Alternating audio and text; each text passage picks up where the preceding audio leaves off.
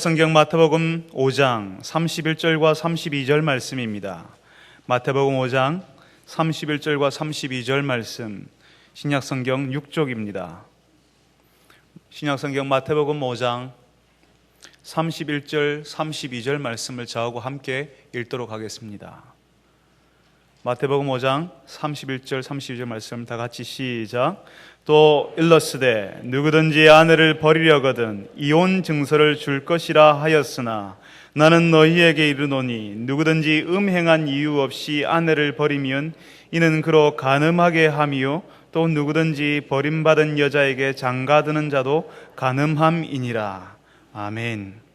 할렐루야. 찬양대에서 하나님께 찬양을 올려드리겠습니다.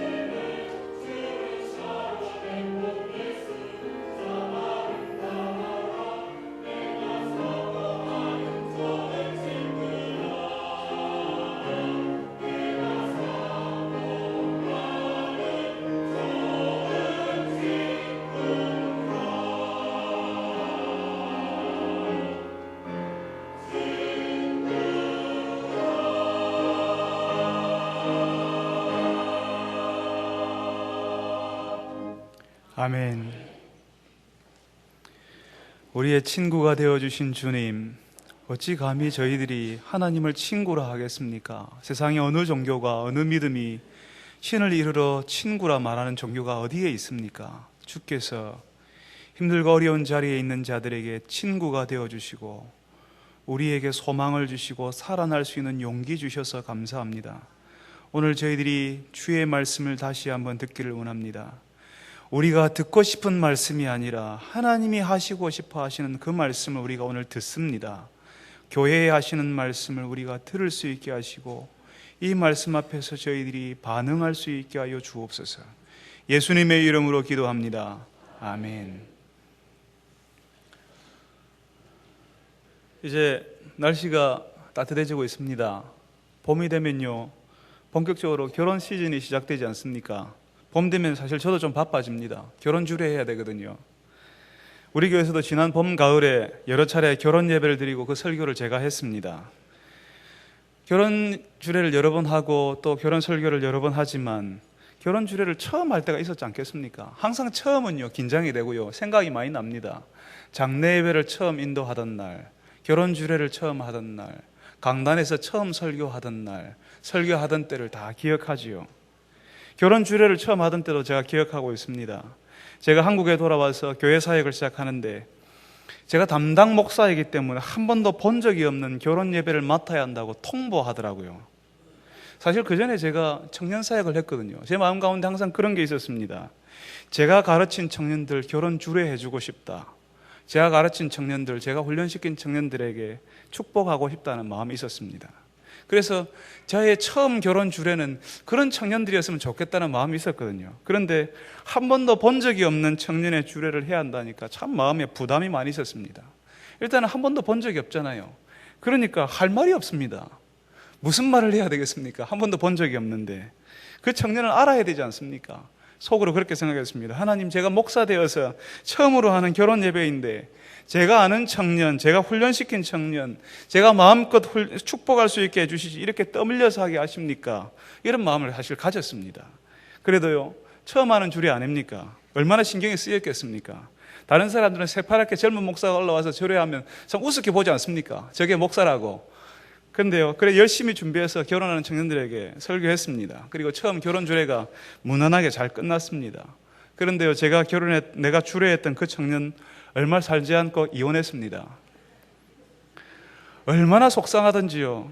제가 했던 설교 축복 돌려달라고 말하고 싶었습니다. 이혼은 교회 안에서든 교회 바깥에서든 이제는 낯선 말이 아니라 우리에게 아주 가까이 있는 말입니다. 그런데 오늘 우리는 예수님의 말씀, 내 아내를 버리지 말라, 이혼하지 말라는 말씀을 같이 읽었습니다. 이 말씀은 전혀 한 번도 보지 못한 청년들의 결혼 주례를 해달라는 말만큼이나 목사로서는 참 부담스러운 말씀입니다. 우리 교회에도 오늘 이 자리에도 이혼한 분들이 함께 앉아 계시기 때문입니다. 너무너무 불편하지만 그렇지만 다루지 않으면 안 되는 또한 마찬가지로 하나님의 말씀이기 때문에 우리 교회가 같이 들어야 하는 말씀입니다. 한 번씩 목사를 찾아오는 분들이 계십니다. 이혼하겠다고요. 목사에게 뭘 들으러 오는 건 아닙니다. 내가 이혼할 테니까 목사인 당신은 그냥 내 이야기 들으라고 그렇게 하십니다. 이미 이혼하기로 결정해 놓고 목사에게는 통보하는 거죠. 그래도요, 목사한테 찾아봐 주시는 분들이 참 감사합니다. 그래도 이분들은요, 설득하면요, 움직일 여지가 있거든요. 아닙니다, 그렇지 않습니다라고 말하고 같이 기도하면요, 다시 한번 생각할 여지가 있거든요. 문제가 되는 것은 누구에게도 알리지도 않고, 목사에게 알리지도 않고, 의논해 보지도 않고, 그냥 이혼해 버리는 분들이 대부분입니다. 요즘 우리 사회 분위기가 이혼을 부추기는 분위기 때문일 수도 있을 것 같습니다. 겉으로 말은 하지 않지만 당장 내가 가정에 문제가 생기고 당장 내가 그 당사자가 되게 되면 뭐 이혼할 수 있지 뭐. 요즘 이혼하는 게 뭐 흉이가 그렇게 생각한다는 것입니다. 다른 사람들이 다 이혼하니까 내가 그렇게 이혼하는 것도 흉이 될 수 없다라고 당당하게 생각하는 겁니다. 같이 살다가 남편이든 아내든 마음에 들지 않는 행동을 하기만 하면 이혼하자는 말을 협박처럼 할 수가 있습니다. 그냥 그렇게 되면 당신이 나한테 그렇게 하면 이혼하자고, 그렇게 나올 것 같으면 나하고 이혼하자고, 내가 뭐가 아쉬워서 당신 같은 사람하고 살겠냐고, 그러니까 조심하라는 겁니다. 이 이혼이라는 말에는 이미 결혼하면서 가져야 하는 아내를 향한 사랑, 남편을 향한 존경은 없습니다. 신문이든 방송에서든 이혼한 사람을 부를 때도요, 이혼남, 이혼녀 요즘 그렇게 부르지 않지 않습니까? 요즘은 돌싱이라고 하대요. 돌아온 싱글. 조금은 그럴듯한 말로 불러줍니다. 그리고 사람들에게 이혼의 이유를 물으면 성격 차이 때문에 이혼했다라고 대부분 사람들이 이야기합니다. 여러분, 가정을 가지고 있는 혹은 부부들에게 다 여쭤보십시오. 다 성격이 다 맞게 잘 살고 있는지. 대부분 다 그렇지 않을 겁니다. 제가 장담하건대 100이면 100 다 문제가 많고요, 성격이 맞지 않아서 서로 티격태격하면서 그렇게 살아갈 겁니다. 여러분들을 어릴 때부터 키워주신 부모님하고도 싸우지 않습니까? 안 맞아서. 함께 살아온 형제들하고 싸우지 않습니까? 그런데 전혀 다른 배경에 자란 부부가 같이 사는데 어찌 성격이 차이가 안 날 수가 있습니까? 차이가 안 나는 것은 이상하죠. 가까이 지내지 않는 부부일 가능성이 많습니다. 한 집에 안 사는, 한 집 살림 안 하는 부부일 가능성이 많습니다. 한 집에 안 살면요, 성격 차이가 없거든요. 서로 부딪힐 일이 없으니까요. 이혼의 이유를 물으면 대부분 성격 차이 때문이라고 이야기합니다. 누가 물으면요, 이혼해서 후회 없다고, 이혼하길 잘했다라는 반응을 막 사람들이 쏟아내니까요. 그래서 사람들은 우리 주변에서 온통 헤어지니까 조금만 맞지 않으면 나도 헤어질 수 있겠다, 나도 이혼한다고 쉽게 말할 수 있겠다라고 자신감을 얻는 것 같습니다. 그래서 나도 이혼한다고 쉽게 말하고 쉽게 이혼해버리는 겁니다. 심지어는 이혼하려는 자녀들을 보면서 부모들까지도 이혼을 막는 것이 아니라 네가 그렇게 생각하면 이혼해야지 뭐, 이렇게 하고 이혼하는 분위기를 인정하고 이혼하도록 아예 확정지어 줘버린다는 것입니다. 우리 시대가 이 이혼하는 것이 별 대수롭지 않은 시대가 되어가는 것처럼 예수님 시대에도요, 이혼을 당연하게 여기는 분위기가 조성되어 있었습니다. 우리 시대나 예수님 시대나 조금만 환경이 다를 뿐이지 그 시대에도 이혼을 당연한 것으로 생각했습니다. 우리가 마태복음 5장을 읽고 있는데요, 죄송합니다만 마태복음 5장을 몇 개월째 읽고 있지 않습니까?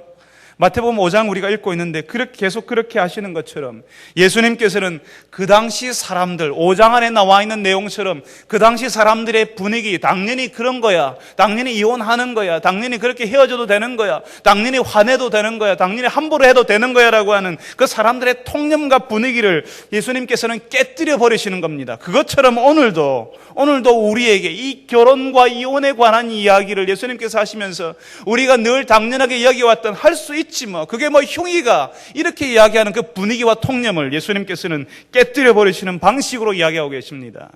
그 당시 사람들은요, 이혼하기 원하면 이혼 증서만 주면 이혼이 가능하다고 생각했습니다. 그러니까 이혼하기 위해서요, 혹은 이혼하고 싶으면 이혼 증서를 써주면 그뿐이었습니다. 지금 여기서 예수님께서 아내를 버리는 것에 대해서 말하고 있습니다. 그 당시 사회는 남자 중심의 사회였습니다. 예수님 당시의 사회는 남자 중심의 사회였고요, 이혼할 수 있는 권리는 남자에게만 있었습니다. 여자들은 이혼할 수 있는 권리가 없었습니다. 남자들만 있었습니다. 혹시 이 말씀을 들으신 남자분들 혹시 부러워하시는 거 아닙니까? 그렇게 하시면 안 됩니다. 그러니까 이혼이 가능하다는 것은 무슨 말입니까? 남자들이 이 여인과의 결혼 생활을 더 이상 원하지 않는다는 것입니다. 나는 당신과 더 이상 살기 싫으니까, 내가 당신과 살기 싫다고 남편들이 생각하면 이혼이 가능해지는 겁니다. 남자들은 이혼하면서 누구도 거부감을 가지지 않습니다. 어려움을 느끼지 않습니다. 왜요? 법대로 했다고 생각하거든요. 이혼 증서만 만들어지면 깨끗하게 이혼한 것으로 모든 사람이 인정하고 자기도 편안하고 불편함이 없다고 생각하거든요. 그리고 다른 여자하고 같이 사는 겁니다. 그런데 예수님께서는 예수님 당시에 그렇게 생각하는 모든 사람들이 생각하는 그 방식, 그 생각, 그 태도에 대해서 그게 아니라고 지금 예수님께서 말씀하십니다. 자신의 아내를 버리는 방식에 대해서 그것 아니다, 그렇게 하면 안 된다라고 말씀하십니다. 사실 아내와 이혼하기 위해서는 그 당시에는 이혼 증서를 써줘야 됐습니다. 그런데 그 이혼 증서와 함께요, 결혼할 때 여인이 가져온 결혼 지참금이라는 게 있었는데 그 지참금을 돌려주어야 됐습니다. 그러니까 그 돈을 돌려줘야 되는데 그 돈이 사실 적지 않은 돈이었거든요.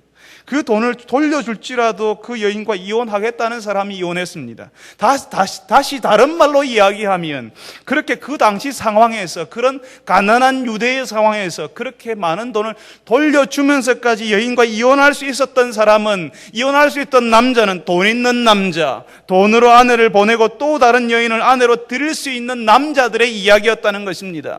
돈으로 욕망을 사고 돈으로 욕망을 가지고 자신의 아내를 내어보낼 수 있는 그런 남자들의 이야기였다는 것입니다. 지금 우리는 마태복음 5장 27절부터 시작된 예수님의 가르침에 대해서 같이 연결해서 읽고 있습니다.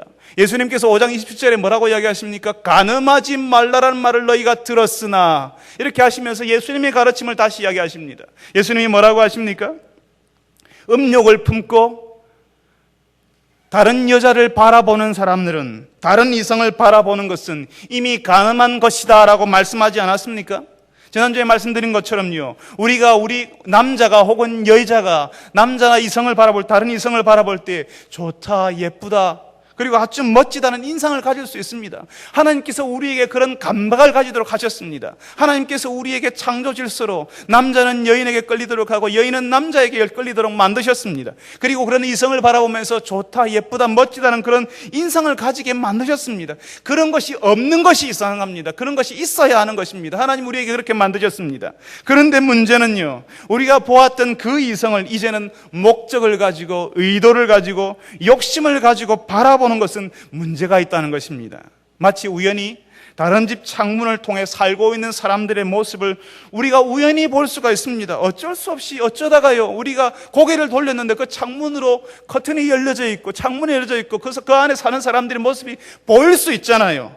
그렇게 보는 것에 대해서 우리는 어쩔 수가 없습니다. 그렇지만 우리가 그 집에 무엇이 있는지 보기 위해서 그 집 창문 곁을 서성거리고 그 안을 일부러 들여다보는 것을 향해서 예수님께서는 죄가 있다, 간음한 것이다, 그런 방식으로 말씀하신다는 것입니다. 바로 그런 맥락으로, 바로 그런 상황 가운데서 욕망을 가지고 다른 여인을 바라보는 그 남자들이 자신의 아내를 자신의 욕망을 위해서 버리는 것도 죄라고 말씀하십니다.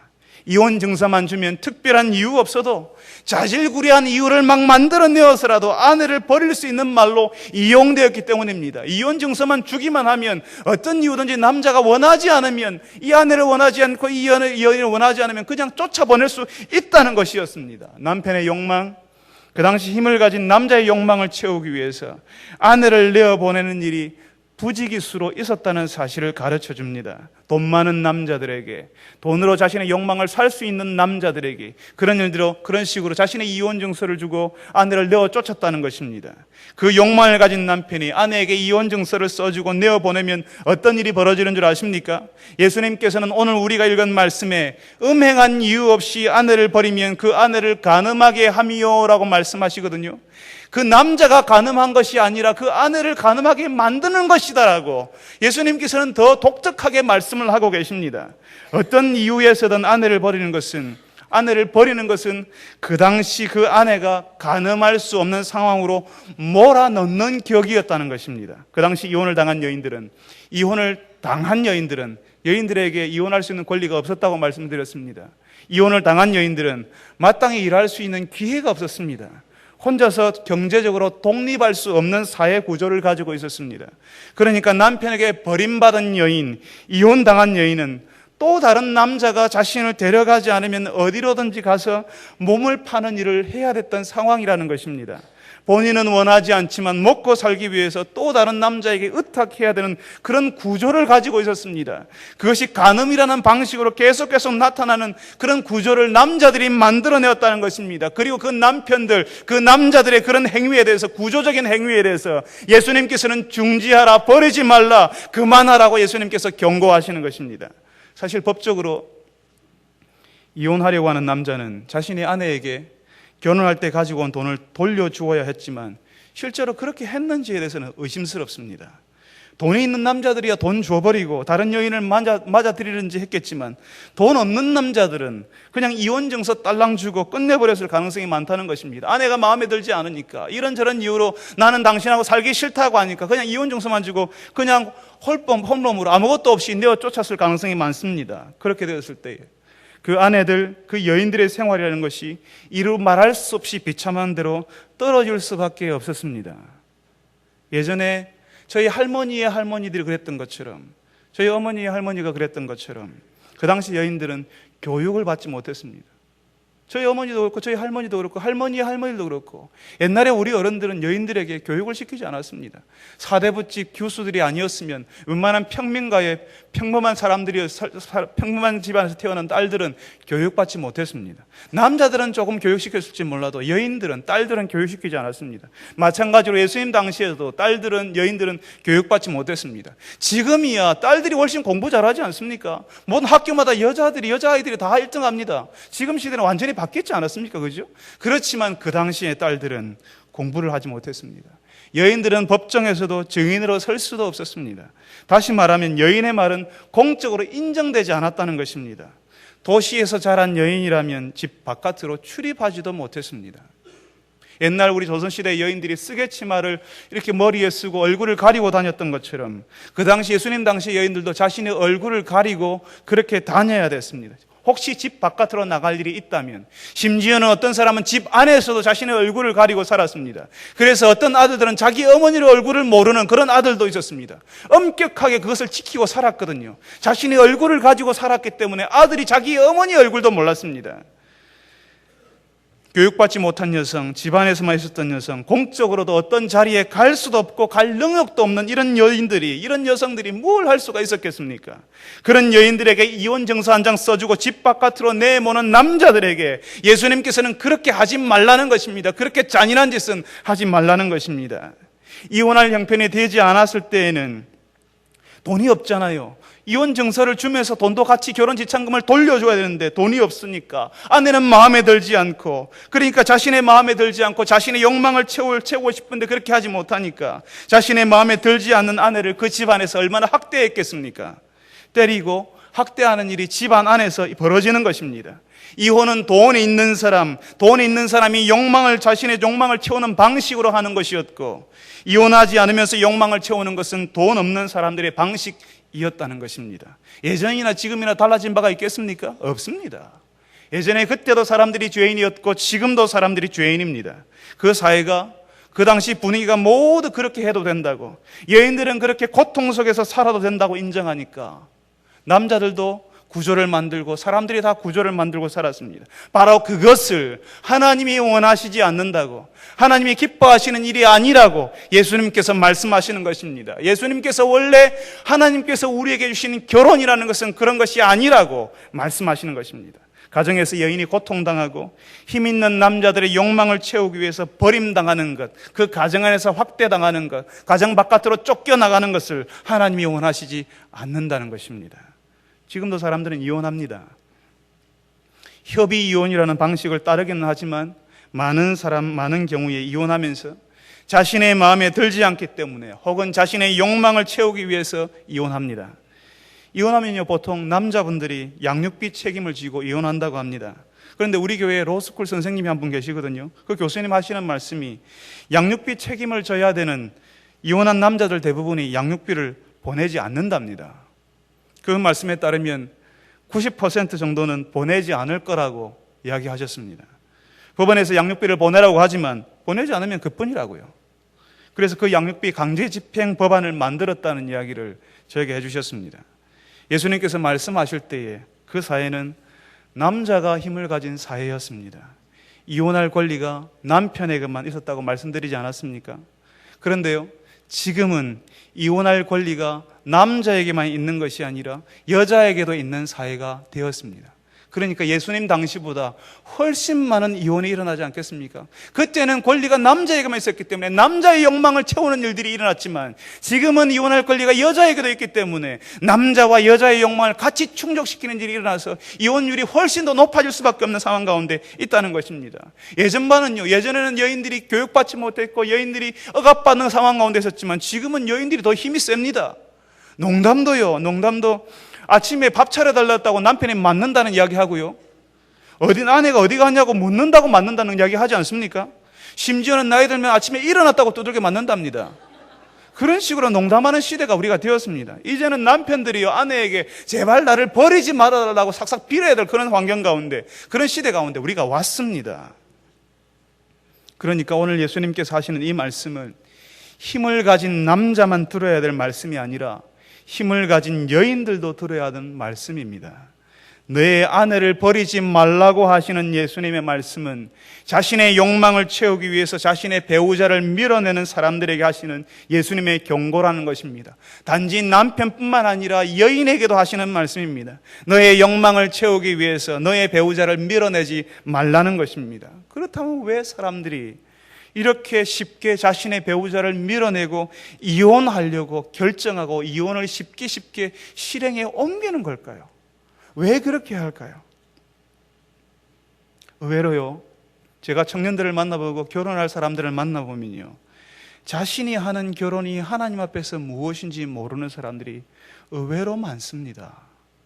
예수님께서 아내를 버리지 말라고 하시는 것은 하나님이 만드신 이 결혼의 엄중함을 다시 한번 강조하시는 것입니다. 버리지 말아라고 하시는 것은 네가 하고 있는 그 결혼을 지켜라고 하는, 가정을 지키라고 하는 하나님의 명령이라는 것입니다. 하나님께서 우리에게 주신 그 결혼, 그 가정을 지키라는 겁니다. 하나님께서 허락하신 결혼, 그 결혼에서 행하는 결혼 서약은 우리가 조금만 힘들어도 깨어버려야 되겠다고 마음먹고 깨어버릴 수 있는 그런 종류의 서약이 아니라는 것입니다. 오늘 예배에 참여하신 청년 여러분, 그리고 결혼 정년기 자녀가 있는 가정에서는 기억하시기 바랍니다. 우리가 하나님 앞에서 결혼한다는 사실을 여러분들이 알아야 합니다. 요즘은 결혼할 때요, 교회에서 결혼하는 사람들이 있습니까? 사람들은 교회에서 결혼하려고 하지 않습니다. 교회 다니는 사람들도 예식장에서, 심지어는 호텔에서 결혼하려고 합니다. 사람들로 정신없는 북새통 사이에서도요, 사람들로 정신이 없는데요, 어떻게 결혼을 이어오고 가는지, 결혼식을 했는지 정신도 없는데 거기서 비싼 대관료를 지불하고 더 비싼 식사비를 지불하고서라도 그런 곳에서 결혼식 하고 싶어 합니다. 결혼한 두 가문의 격이 있어서 아무 데서나 결혼하지 않겠다는 마음 이해할 수 있습니다. 충분히 이해할 수 있습니다. 그렇지만 결혼식장 가보지 않았습니까? 봄이나 가을에 결혼식장에 가보면 너무나도 많은 사람들이 결혼 예식이 드려지는 곳에 들어가지 않고요, 결혼 예식이 드려지는 곳에 거기에 들어가지 않고 바깥에 3, 4, 5 모여가지고 오랜만에 만나는 자기들끼리 거기서 회포를 풀고 있는 겁니다. 결혼식장 안에서 어떤 일이 벌어지는지 관심 없습니다. 그냥 거기에 부조 한번 하고, 그리고 내가 만나고 싶은 사람 만나고 밥 먹고 그냥 돌아오는 겁니다. 성도들이 결혼할 때 목사의 주례를 받아야겠다고 생각하셔서 목사를 부르시지만 너무나도 정신없고 와글거리며 소란한 그런 소리에 묻혀서 목사가 앞에서 무슨 소리를 하는지 사람들은 듣지도 못합니다. 나중에는 들을 생각도 없습니다. 국적도 없고 어디서 생겨난지도 모르는 케이크 절단식은 꼭 하지요. 꼭 양가 어머니가 앞에 나와가지고 결혼식 전에 촛불을 붙이는 일을 합니다. 여러분, 그거 왜 하는 줄 아십니까? 무슨 의미인지도 모르고 예식장에서 시키는 대로 그냥 다 하는 겁니다. 그래야 해야 되는 줄 알고요. 예수 믿는 사람들이 결혼을 어떻게 해야 되는지 들어본 적도 없고 알려고도 하지 않습니다. 그런 곳에 목사 불러놓고 설교는 짧게 하고 축도는 진하게 하고 내려오라고 하는 겁니다. 목사에게 찾아와서 결혼 예배 어떻게 할까요? 결혼 예배 어떻게 드려야 될까요? 상의하는 사람은 한 사람도 없습니다. 여러분 믿을 수 있습니까? 결혼하면서요, 결혼 예배를 어떻게 드려야 되겠습니까? 라고 상의하는 사람이 한 사람도 없습니다. 그냥 알아서들 다 합니다. 알아서들 다 하고요, 그냥 그렇게 지나가 버리는 겁니다. 구색 맞추기로 목사에게 주례를 맡긴다는 사실을 누가 모를 줄 아십니까? 설교하는 목사도 행복하지 않습니다. 가슴이 아플 뿐입니다. 그저 세상이 시키는 대로 결혼하고, 그저 세상이 시키는 대로 그냥 결혼 생활하고, 세상이 시키는 대로 좀 힘들다 싶으면 이혼하는 겁니다. 결혼은 남자가 여자가 하나님 앞에서 맺는 언약입니다. 약속이라는 것입니다. 이 언약은 끝까지 가는 것입니다. 비록 남편 될 사람이나 아내 될 사람에게 내가 전에 보지 못했던 부족함이 드러나고 약한 모습이 나타난다 해도 그것을 끌어안고 가겠다는 약속입니다. 내가 좋아서 하는 결혼이지만 시간이 조금 더 흘러서 안 좋아지는 상황이 생기더라도 끝까지 좋아하고 내 배우자를 받아주겠다는 약속이라는 것입니다. 나중에 안 좋아질 것까지 사랑하고 받아들이겠다는 약속입니다. 하나님 앞에서 맺는 그 약속은 함부로 깨뜨릴 수도 없고 내가 조금 맞지 않는다고 물릴 수도 없는 엄중한 것입니다. 그런데 결혼하기 전에도요, 결혼하면서도 자신이 하나님 앞에서 내가 결혼할 형제, 그 자매와 그런 약속을 맺는다는 사실을 알지도 못하고요, 그런데 관심도 없고요, 살면서 조금만 힘들면 이혼할 생각을 가지게 되는 겁니다. 애초부터 그런 언약이라는 사실에 관심이 없었기 때문에 그렇습니다. 주변에서 너도 나도 헤어지잖아요. 내가 아는 사람도, 내가 가까이 지내는 그 사람도, 내 주변에 있는 사람도 결혼생활 중단하잖아요. 그러니까 나도 힘들면 이혼해도 된다고 생각하는 겁니다. 저는 여기서 힘들게 이혼 당하는 사람, 고통 가운데 이혼 시간을 보내는 사람, 결혼 생활을 보낸 사람들의 이야기, 아주 자질구레한, 그리고 거기서 완전히 칼로 이렇게 잘라버릴 수 없는 아주 미묘한 이야기를 하는 것 아닙니다. 하나님 앞에서 내가 어떤 약속을 했는지 관심도 없고 그런 약속을 한 기억도 없고 결혼식은 했지만 하나님 앞에서 언약을 맺은 적도 없거든요. 정신없이 결혼하고 정신없이 신혼여행 가고 정신없이 그냥 살았거든요. 예수를 믿는다고 하면서 함부로 이혼하려고 하는 사람들에게 지금 예수님께서 말씀하시는 겁니다. 어쩔 수 없이 이혼 당하는 사람들이 있습니다. 어쩔 수 없이 고통 가운데 그 시간들을 보내었던 사람, 폭언과 폭력을 견디면서 살아왔던 사람들이 있습니다. 예수를 알지 못할 때 이혼의 아픔을 경험한 사람들도 있을 겁니다. 우리가 지금 그런 분들에게 잘못했다고 말하라고 정죄하고 당신의 죄를 회개하라고 몰아붙이는 것 아닙니다. 바로 이 언약의 엄중함이 예수를 믿는 사람들에게 결혼할 때 이 언약의 엄중함이 있다는 사실을 지금 예수님이 말씀하시고 그 예수님의 말씀을 제가 다시 여러분들에게 말씀을 드리는 겁니다. 이 언약의 엄중함 때문에, 바로 이 언약의 엄중함 때문에 예수를 믿는 사람들은 이 언약을 이해하는 사람과 결혼하라는 것입니다. 아무하고나 결혼하지 말고 이 언약을 이해하는 사람하고 결혼하라는 것입니다. 이 언약의 엄중함을 알고 하나님 앞에서 결혼해서 살아가는 것이 얼마나 중요하고 또 기쁜 일인지 아는 사람이 되어야 한다는 것입니다. 적어도 예수를 믿는 사람들이 이 사이에 뿌리 내리려고 하는 이 이혼의 분위기, 너도 나도 헤어지려고 하고 너도 나도 가정을 깨뜨리고 너도 나도 한번 성격이 맞지 않아서 헤어져도 된다고 하는 이런 분위기를 막는 사람들이 되어야 한다는 것입니다. 이 사회의 분위기가, 우리 주변의 분위기가 그렇게 흘러가고요, 마치 두껍게 켜켜이 이렇게 우리 내려앉은 구름처럼 우리 어깨를 잔뜩 누르고 있었어요. 아무것도 아닌 것 같은데요, 그렇게 하시면 안 될 것 같은 그런 분위기를 만들고 있거든요. 그 구름처럼 우리를 누르고 있어서 우리는 어쩔 수 없이 이혼해야 된다고. 다른 사람이 그렇게 하니까, 그런 조건만 되면 다 이혼하니까요. 나도 그런 조건만 되면 이혼해야 될 것처럼 스스로 절망적으로 생각하고 스스로 아무 소망이 없는 것처럼 그렇게 생각한다니까요. 그런 분위기 때문에 마치 켜켜이 있는 구름처럼 우리를 꽉꽉 누르고 있어서 조금만 힘들어도 나는 이혼해야 되는가 보다, 나는 못 사는가 보다, 나는 절망인가 보다, 이렇게 한다는 것입니다. 이런 분위기는 사회 구조를 만들고, 이 사회 구조는 하나님이 만드신 이 결혼까지도 무너뜨리려고 하는 것입니다. 더 이상 결혼할 필요가 있나? 대충 좋은 사람 만나서 대충 살다가 싫어지면 헤어지고, 또 마음에 드는 사람 만나면 그냥 부담 없이 살다가 결혼 같은 거 하지 말고 그냥 서로 부담 없이 그냥 같이 살다가 또 헤어지면 되지 뭐. 헤어지면 사람들이 한 사람 두 사람밖에 없나? 세상에 반이 남자고 반이 여잔데 또 지나다 보면 또 사람 만나고 그럼 또 같이 살면 되고. 거기에는 어떤 헌신도, 어떤 양보도, 어떤 기다림도 없습니다.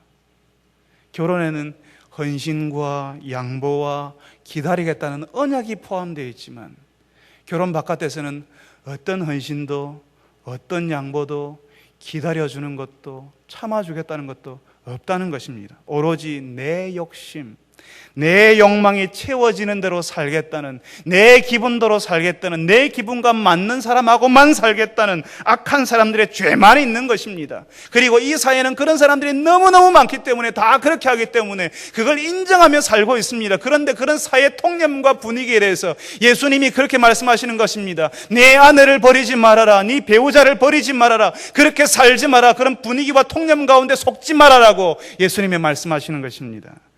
이 사회는요, 이 사회가 다 그러면 나는 해도 괜찮다고 하는 엄청난 흡인력을 가진 죄입니다. 예수님께서는 바로 그런 분위기, 사회가 인정하고 그렇게 흘러가는 그 분위기에 찬물을 끼얹고 계시는 겁니다.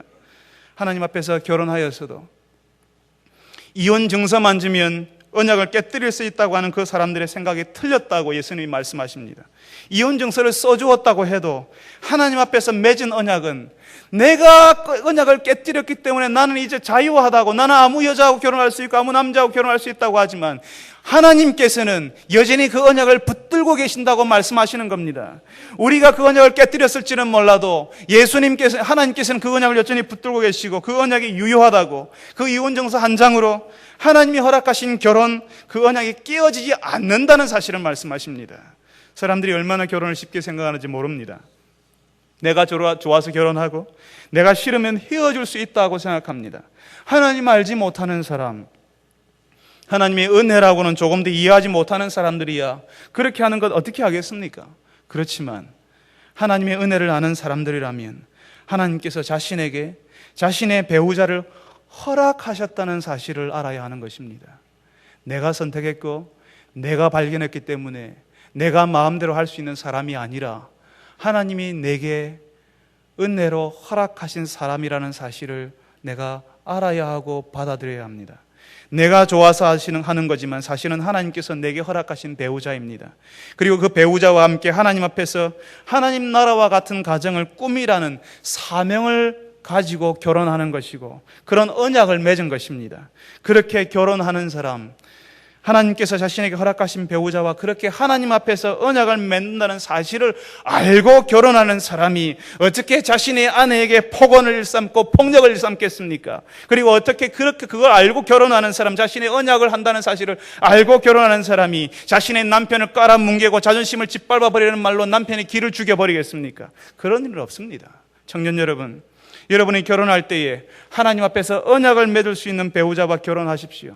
결혼 정년기에 자녀를 두신 성도 여러분, 여러분의 자녀를 혼인시키실 때 그런 언약을 아는 사람, 하나님 앞에서 그런 언약을 맺을 수 있는 사위 며느리를 찾으시기 바랍니다. 그리고 기도하십시오. 그런 언약을 맺을 수 있는, 결혼할 수 있게 해달라고 기도하십시오. 예수님께서 내 아내를 버리지 말라고 하시는 말씀은 하나님께서 우리에게 허락하신 결혼을 지키라는 것이고 하나님이 허락하신 배우자를 귀하게 여기라는 말씀입니다. 그런 예수님의 말씀을 이해하는 청년들끼리 결혼해야지만 하나님 나라와 같은 능력이 우리 가정 가운데 일어날 수 있고 그 가정에서 또 다른 세대, 우리가 일어난 우리 하나님께서 허락하신 우리 자녀들 세대에 믿음의 전수가 일어날 수가 있는 것입니다. 믿음의 대가 1세대에서 끝나는 것이 아니라 2세대, 3세대 계속해서 믿음의 전수가 일어날 수 있습니다. 왜냐하면 하나님의 언약 안에 가정이 세워져 있기 때문입니다. 이 언약이 없는 가정은 조그마한 바람에도 흔들려 버리거든요. 언약을 깨뜨려 보려고 하거든요. 왜냐하면 언약이라는 걸 해본 적이 없으니까. 그런데 그 믿음이 자녀들에게 전수되겠습니까? 2세대, 3세대에게 물려지겠습니까? 성도 여러분, 이런 것들이 없이 결혼할 때는요, 하나님 앞에서 언약도 없고 언제든 아내를 향한 사랑도, 남편을 향한 아내의 존경도 없으니까요, 시간이 지날수록 가정을 깨뜨리는 온갖 것들이 나타날 때에 부부관계 속으로 들어오고 가정 안으로 들어올 때 여지없이 끼어져 버리는 겁니다. 남편도 아내도 서로를 죽일 듯이 달려들고요, 그 속에서 너무너무 지치니까 서로 죽일 듯이 달려드니까 이런 관계는 끝내는 것이 좋겠다고 서로 생각하게 되는 겁니다. 내 감정이 식었으니까 그 관계는 끝이라고 내 욕망에 근거한 판단을 하게 되는 겁니다. 세상 사람들이 다 그렇게 하니까요, 나도 그렇게 할 수 있다고 생각하는 거죠. 성도 여러분, 이런 분위기, 우리를 두꺼운 구름처럼 내리누르고 있는 이 실체도 없는 이런 분위기를 예수님께서는 몰아내라고 하십니다. 하나님의 언약과 상관없이 내 기분대로, 내 마음대로 혹은 내 욕망을 채우기 위해서 이혼하는 것을 쉽게 생각하는 이런 분위기를 몰아내라고 하십니다. 세상 사람들이 다 그렇게 사니까 자연스러운 것처럼 예수 믿는 사람들까지도 그렇게 살라고 다가오는 이 세상의 분위기에 대해서 반기를 들으라고 우리에게 촉구하십니다. 그런 이유라면, 그렇게 남편이 너를 힘들게 하면, 너의 자존심을 그렇게 뭉개버리면, 그렇게 아내가 사랑스럽지 못하고 옛날처럼 그렇게 아내가 보이지 않으면 이혼해도 된다고 말하는 세상에 대해서 아니라고 말하라고, 그게 아니라고 말하라고 예수님께서는 우리에게 말씀하시는 것입니다. 그런 가정은 깨뜨려 버리라고 하는 그 세상에 대해서, 그런 가정도 예수님의 은혜, 하나님의 살리시는 생명이 들어가면 살아날 수 있고 달라질 수 있다는 사실을 보여주라고 하시는 것입니다. 그래서 지키라고 하는 것입니다. 그냥 헤어지는 것이 능사가 아니라 같이 사는 기쁨 보여주라는 것입니다. 예수님께서 오늘 말씀에 음행한 연고 없이 아내를 버리면이라고 말씀하셔서 음행한 배우자라면 이혼할 권리가 있는 것처럼 말씀하십니다. 그렇지만 이건 역시 명령 아닙니다. 음행한 배우자에게 이혼할 권리가 있다는 뜻이지 꼭 이혼하라고 하시는 것 아니라는 것입니다. 음행하였다 할지라도 그 배우자가 회개하고 진심으로 회개하고 가정으로 돌아오기를 원한다면 할 수만 있으면 지키라는 것입니다. 할 수만은 지켜서 계속 하나님께서 회복하신 은혜를 누리라는 것입니다. 가정에 허락하신 하나님의 능력을, 생명을 경험해 보라는 것입니다. 예수님의 관심은 하나님께서 허락하신 결혼을 지키라는 것입니다. 하나님이 허락하신 배우자 사랑하고 존경하라는 것입니다. 그래서 그 가정에 부어주시는 사랑과 은혜를 경험해 보라는 것입니다. 우리 가운데 이혼하여서 여전히 이혼의 상처와 고통을 안고 그 이혼의 그늘 아래서 살아가는 분들이 계십니다. 여러분, 괜찮습니다. 여러분이 이혼한 것 때문에 하나님께서 여러분을 정죄하지 않으십니다. 여러분들이 하나님의 은혜를 알고 하나님의 살리시는 능력이 여전히 여러분의 가정 가운데 나타나기를 하나님께서 원하고 계십니다. 하나님의 관심은 사람이 죽는 것이 아니라 살아나는 것입니다. 그래서 고통스러운 가정, 고통스러운 가족의 관계가 아니라 하나님의 은혜로 살아나는 가정, 가족을 누리기를 원하시는 것입니다. 혹시 여러분 가운데는 지금 이혼에 대해 생각하면서 지내는 분들이 계실지도 모르겠습니다. 하나님께서 여러분들이 얼마나 고통스러운 시간을 통과했고 지금도 얼마나 아픈 시간을 보내고 있는지 알고 계십니다. 예수님께서는요, 가정에서 힘없는 자가 되어서 약자가 되어서 고통당하는 사람들의 슬픔을 아시고 그 사람들의 하나님이 되어주시고 그 사람들의 친구가 되어주시기를 원하시는 분이기 때문입니다. 그렇지만 하나님께서는 여러분들이 여러분의 가정을 지키는 분들이 되시기를 원하십니다. 여러분들이 힘 있는 자가 되시기를 원하십니다. 가정을 깨뜨리자고 이야기할 때에 그 가정을 지키는 사람, 가족을 버리자고 할 때에 그 가족을 지키는 사람 되기를 원하시는 것입니다. 자신의 욕망을 위해서 아내도 버리고 가정을 깨어버리는 것을 쉽게 하던 시대에 예수님께서는 네 아내를 버리지 말라고 하셨던 것처럼 오늘도 우리의 마음, 우리의 욕망 때문에 배우자를 버리고 가족을 버리고 가정을 깨뜨리려고 하는 사람들에게 예수님이 말씀하십니다. 네 배우자를 버리지 말라. 네 아내를 버리지 마라. 네 남편을 버리지 마라. 가정을 지키라. 결혼을 계속 지키라. 하나님이 원래 우리에게 주신 그 결혼의 서약을 엄중하게 지키라고 말씀하시는 것입니다. 이 예수님의 말씀을 듣고 자신의 결혼, 자신의 가정, 자신의 가족이 하나님이 허락하신 은혜인 줄 알고 귀하게 지켜나가시는 여러분 되시기를 바랍니다. 거룩하신 아버지 하나님, 오늘도 우리가 듣기에 참 불편한 말씀이었지만 이 말씀이 우리에게 주시는 하나님의 말씀인 줄 믿습니다. 아버지 하나님, 우리에게 주신 이 가정, 이 결혼, 이 배우자, 하나님께서 우리에게 허락하신 분들이라는 사실을 알고 이것을 귀하게 여기고 지켜나가는 저희들이 되게 하여 주시옵소서. 아버지 하나님, 우리가 하나님 앞에서 했던 언약을 저희들이 귀하게 여기고 그 언약이 내가 하나님께서 나에게 주신 이 배우자를 내가 끝까지 사랑하고 존경하겠다는 언약이었다는 사실을 알고 이 언약 때문에 가정을 지키고 그 언약 때문에 세워진 그 가정 위에서 믿음이 전수되고 하나님의 사랑과 은혜가 충만하게 솟아나오는 것을 우리가 목격할 수 있도록 하여 주시옵소서. 아버지 하나님, 구하 없는 것은 원치 않았지만 이혼의 슬픔을 당하고 고통 가운데 이혼의 그늘 가운데 살아가는 주의 백성들을 주께서 긍휼히 여겨 주옵소서. 그 이혼의 그늘을 털어내고 새롭게 시작할 수 있는 기회를 허락하여 주시옵시고 이혼의 상처가 아니라 이제는 하나님께서 새롭게 출발하게 하시며 사람을 만나고 새로운 가정을 꾸미고 이전에 있었던 가정 안에서 새롭게 싹이 돋아나는 생명이 일어나는 기쁨을 맛볼 수 있는 우리 사랑하는 주의 백성들이 되게 하여 주시옵소서. 주여, 그리하여서 하나님께서 하나님의 말씀에 순종하는 자들에게, 자신의 가정을 지키는 자들에게, 하나님께서 우리를 회복시켜 주시기를 원하며 기도하는 자들에게 하나님께서 하나님의 나라의 능력과 생명이 어떻게 나타나는지를 보게 하여 주옵소서. 예수님의 이름으로 기도합니다. 아멘.